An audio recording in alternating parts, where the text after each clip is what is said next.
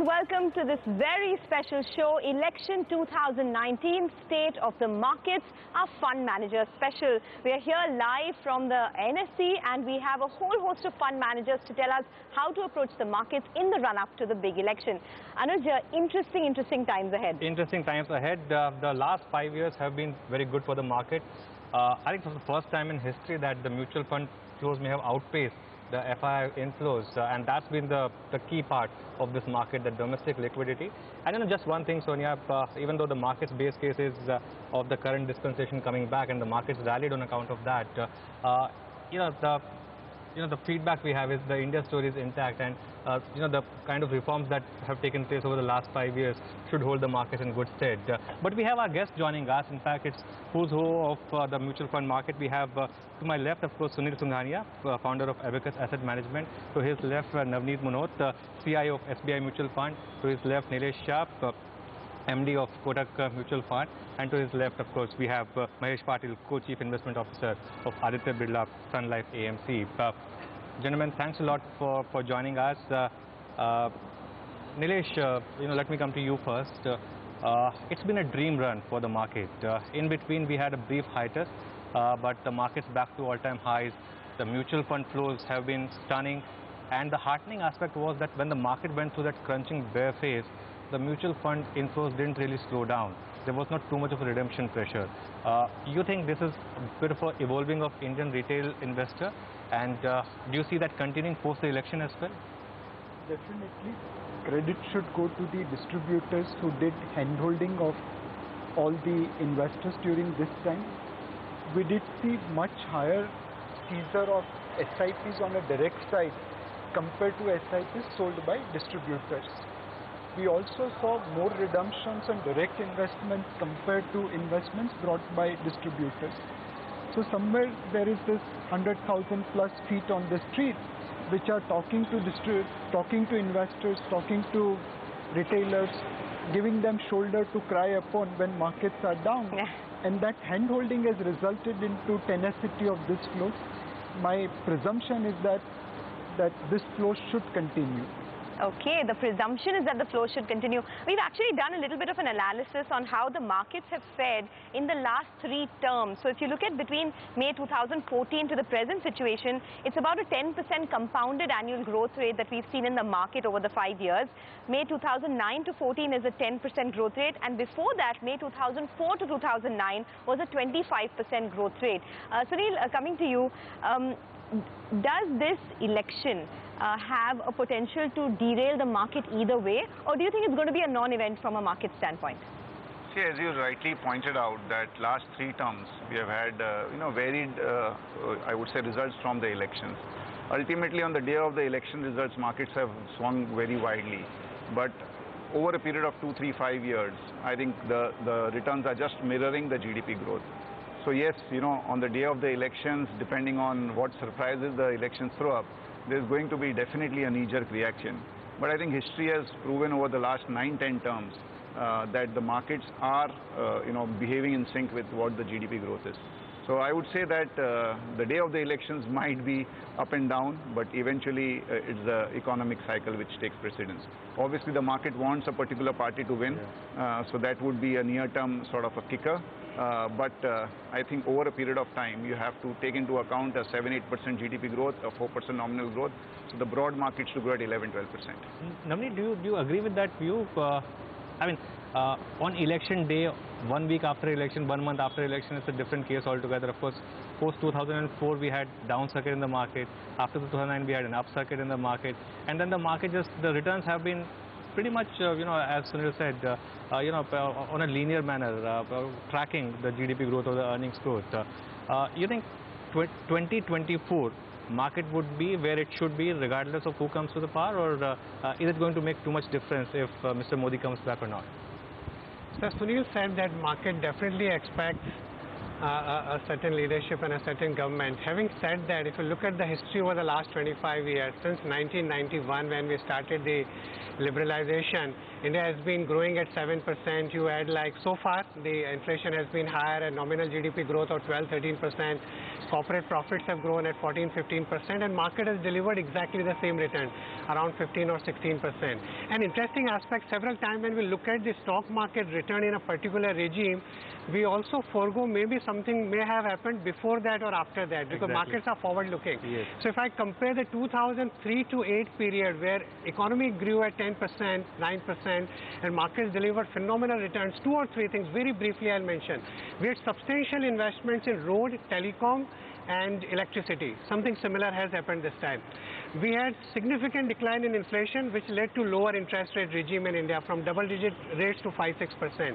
Something similar is likely to happen because inflation has come down. But a significant cleaning of the bank's balance sheet. Exactly same thing has happened. Over the next few years, banks are prepared for a new credit cycle. And then the capital markets helped you. And that's when the corporate India could raise money, both in the equity and the debt market. And then we had a good period. The only difference this time is the global environment may not be as bullish or as supportive as we had in 2004 to 8.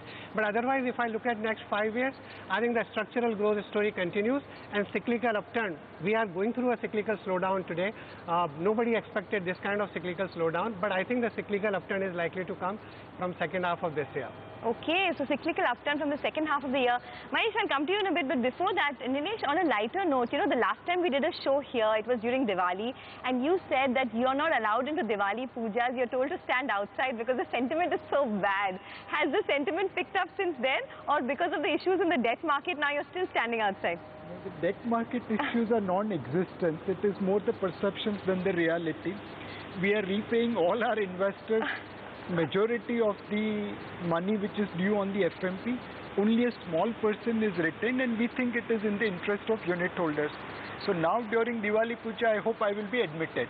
No, but you know, Nilesh, just to put one more point here, is there a bit of a spillover risk now for debt mutual fund because of what has happened? I take your point that you are paying, but this is creating some kind of uncertainty. This whole Z issue, ITNL issue, how much of this is going to come back? Is this going to create one more round of liquidity issue, especially around debt funds?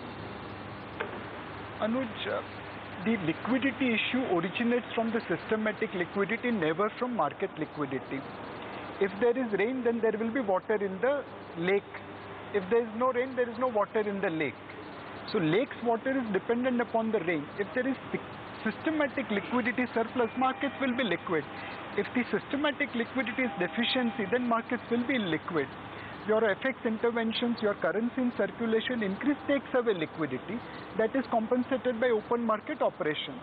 Now, if that amount is negative, the markets will be illiquid because there is no systematic liquidity. Second thing is related to credit side.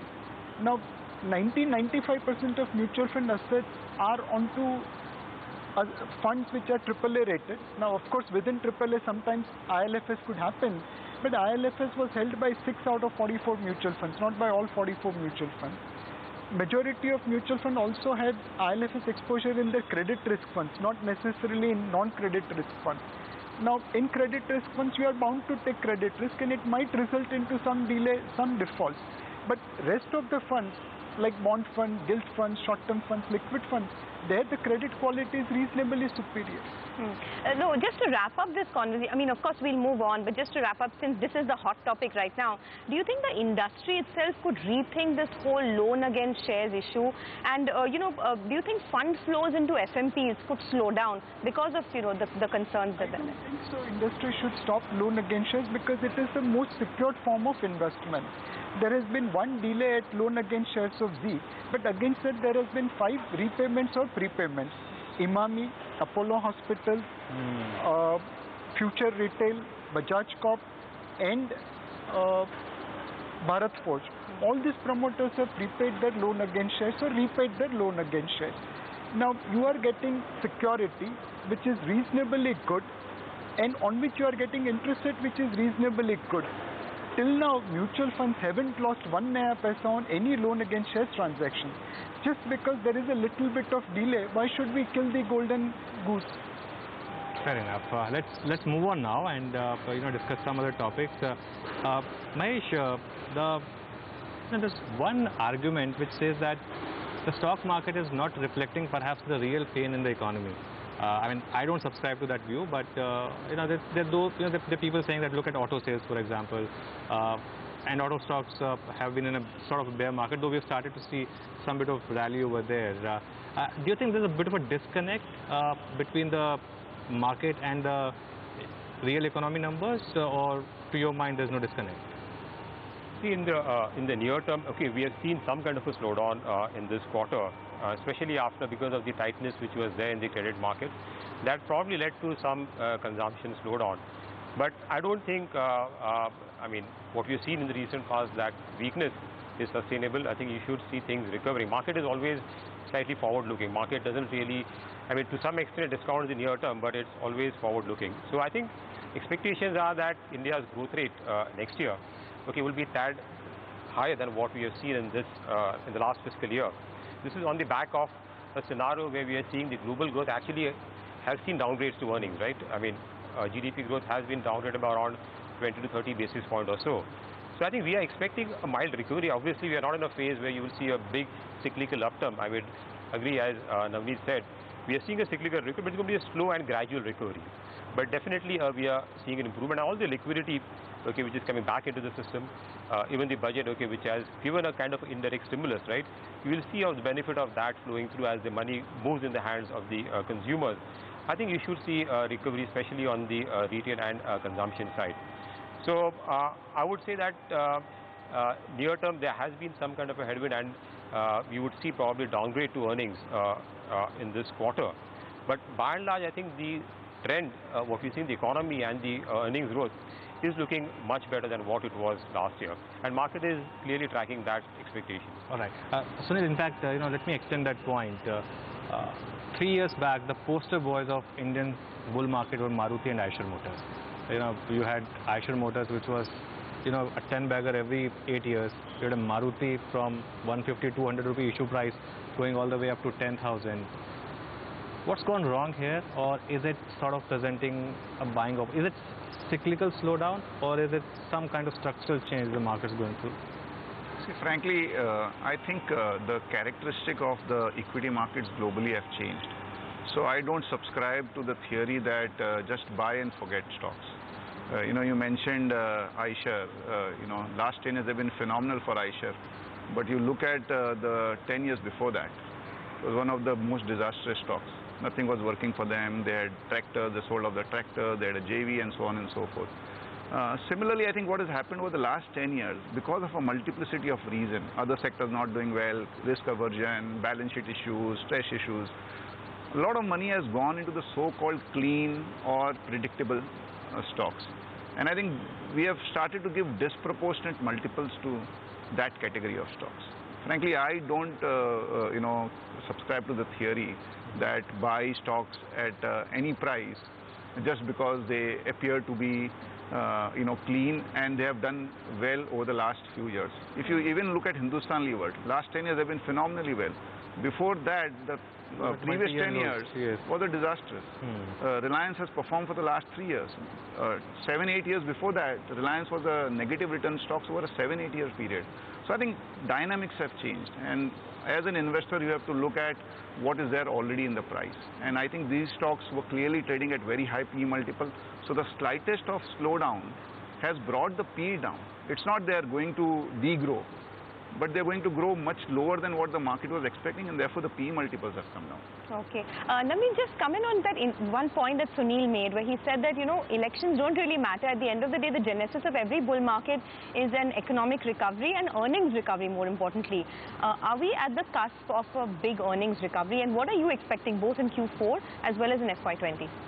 So stock price is nothing but the slave of the earning power of the underlying company. I mean, all of us keep repeating that every day. Over the last few years, surely the earnings growth has not been very broad-based. It has been concentrated into few names, few sectors. You talked about some of the companies which showed phenomenal profit growth. I think from here on, if we expect a cyclical recovery in the economy and over the next couple of years, a more broad-based recovery, it should also get reflected in broad-based earnings growth.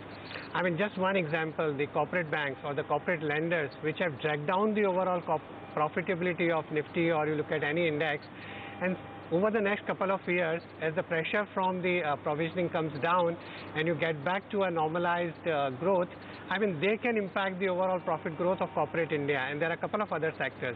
We haven't seen an investment cycle for a very, very long time. We expect an investment recovery to happen. That will also drive growth in a couple of sectors. There is, as of now, challenge on the consumption side, which has actually led the overall earnings growth in the last few years. We expect moderation in that, but I think from most of the other sectors which haven't seen the earnings growth are likely to witness that over the next few years. All right, gentlemen, stay on. We need to take a short commercial break, but we'll be back and discuss many more themes as we are in for the biggest electoral exercise in the world, India Votes 2019. Nilesh, let's talk about the areas of reforms where you think the government gets full marks, the areas where you think the government gets less than 5, and they should have done better.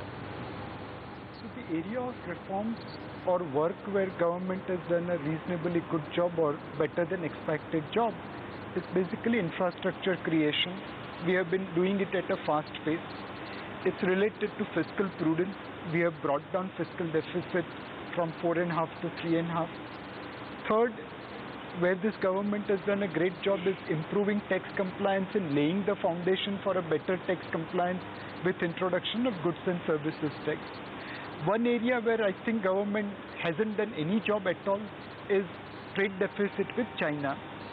You look at US, President Trump morning, afternoon, evening fights with China on trade deficit. Our trade deficit with China is higher as a percentage of GDP than America, and we are allowing China to walk over us. This dumping by Chinese manufacturers Chinese goods has really impacted India's manufacturing capability. There are certain items which we have to import from China, but when a Kanjivaram silk saree comes made in China, when Amba Mata Murti comes made in China, when Ganeshji Murti with Chinese eye comes from made in China, I think we need to act. Okay, they know what they're doing, right? The Chinese at least know how to market their products for sure. But Navneet, you were laughing. If you had to rate the government on a scale of 1 to 10 in various sectors, whether it's power, infrastructure, healthcare, what would your rating be?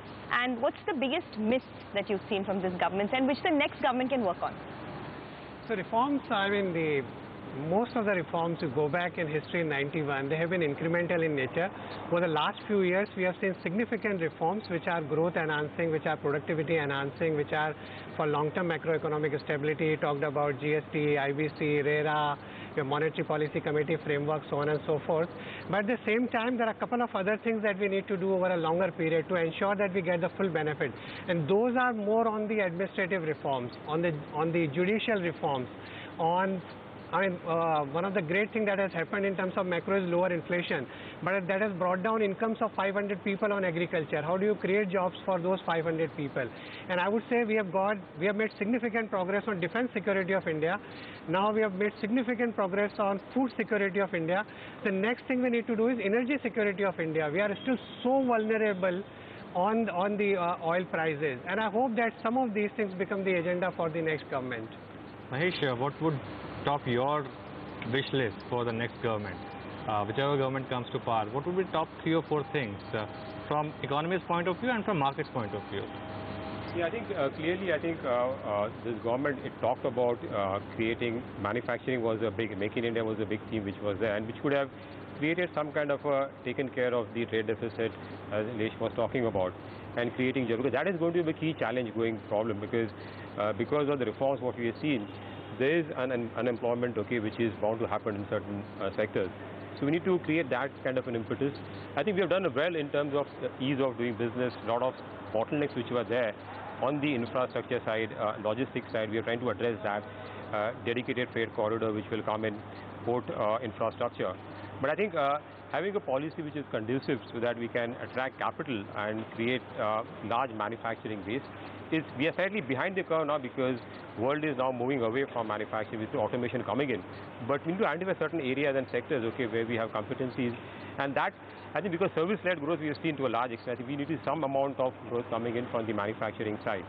And that's an area where I think the foundation has been led, I think, in terms certain other reforms on the labor side, we need to address that.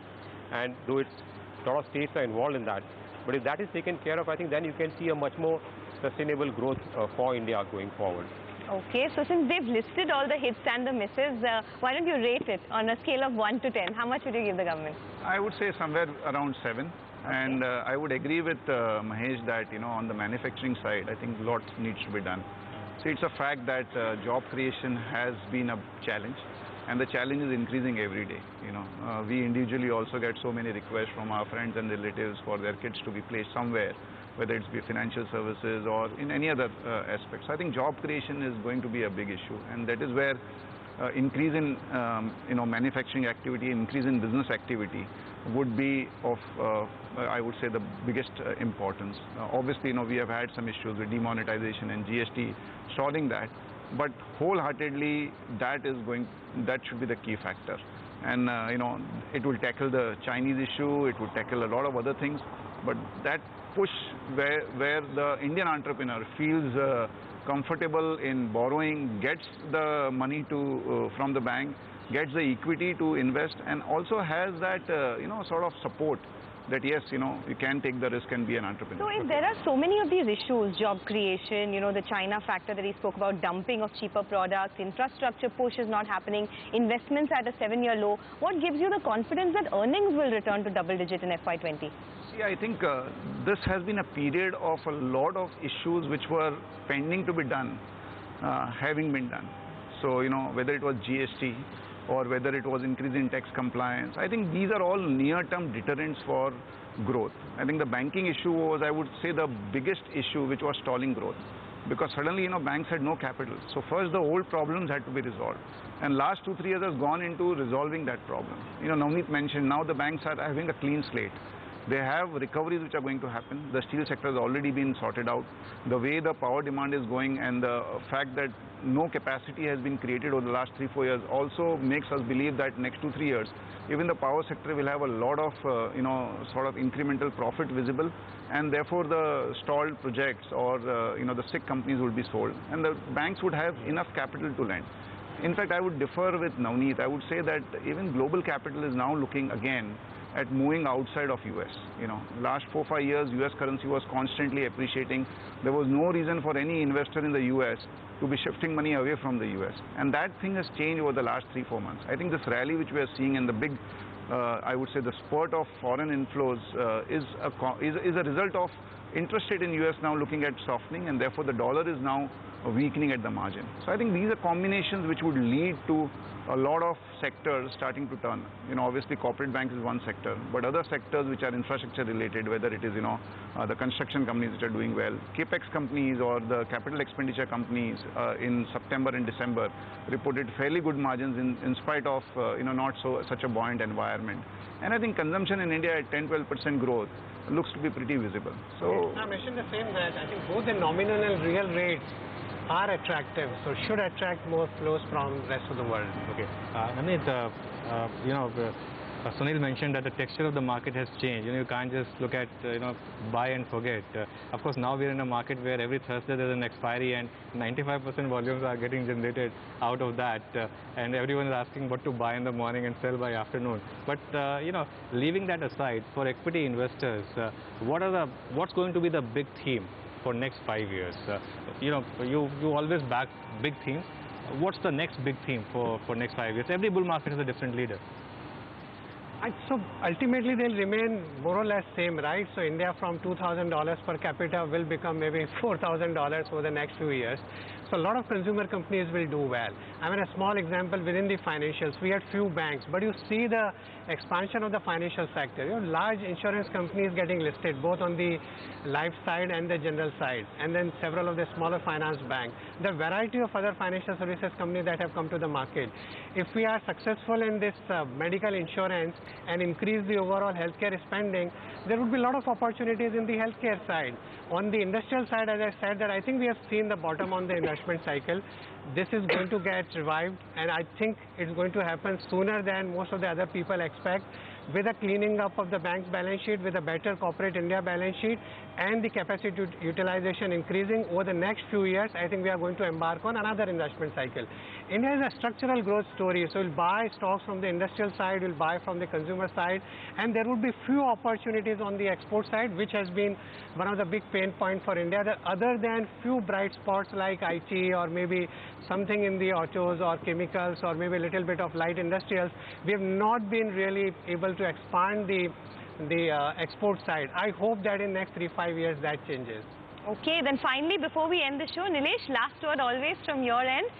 The Nifty has already given us, what, about 8% returns this year. Where do you see it by the end of the year, whichever way the elections go? So for Nifty to provide better return, we require a couple of things.